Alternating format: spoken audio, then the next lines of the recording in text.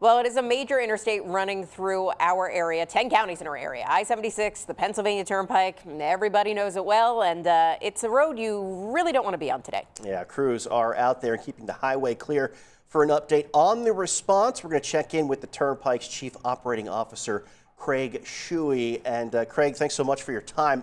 Just kind of give us an idea, timeline. When did crews really start heading out there on the Turnpike and getting to work? Well, thanks, Alex and Jackie.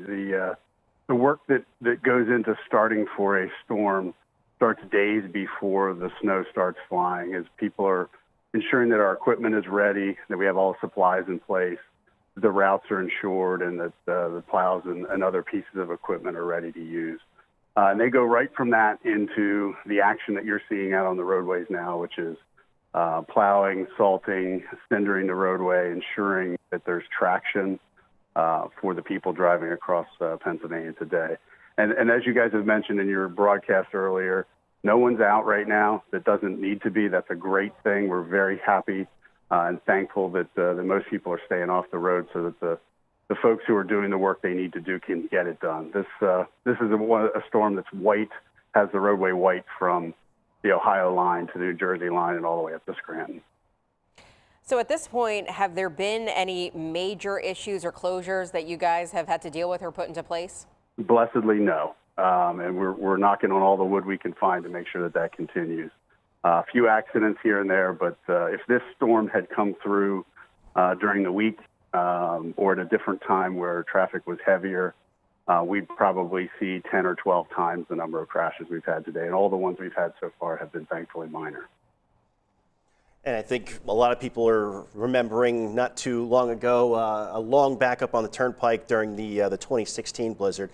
What did the Turnpike learn from that situation that you've been able to kind of instill and help you move forward? Quite a number of lessons, and it's not just one thing. We have really re-engaged from the top level down, ensuring that our teams have the best equipment, have the best training, are ready for these types of events. Making sure that we have some standby towing in places where backlogs can occur to make sure that when something does stop, we're pulling it out and moving it quickly. We've really unleashed the power of our workforce in a way that we hadn't done previously, giving them the ability to connect, hook up with vehicles, pull them out of the way, really take charge at an incident scene to make sure that backups don't occur behind it. Maybe the biggest lesson was when you have 2 inches an hour of snowfall, you can't allow traffic to be stopped for very long, or it will be stopped for a very long period of time.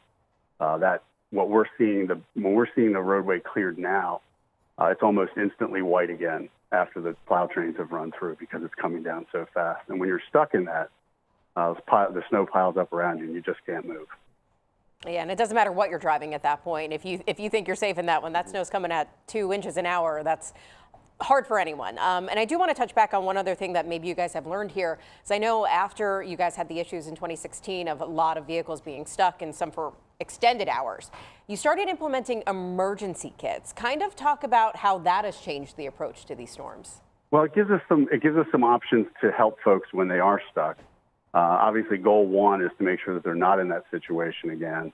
But we've stationed stores of water, MREs, power bars, blankets, shovels, other things across the system. So should we need them, we can start maneuvering them into place to be helpful to try to clear paths, get people food, get them water. We have new communications tools, PA 511 Connect, that would send a WIA alert to motorists when they get stuck to let them know that we can connect with them.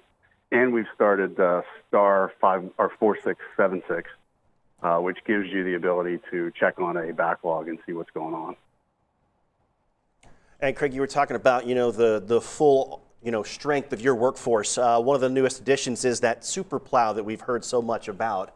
How kind of excited were you to kind of get to see what that thing's capable of today? It is a test that we couldn't have asked for.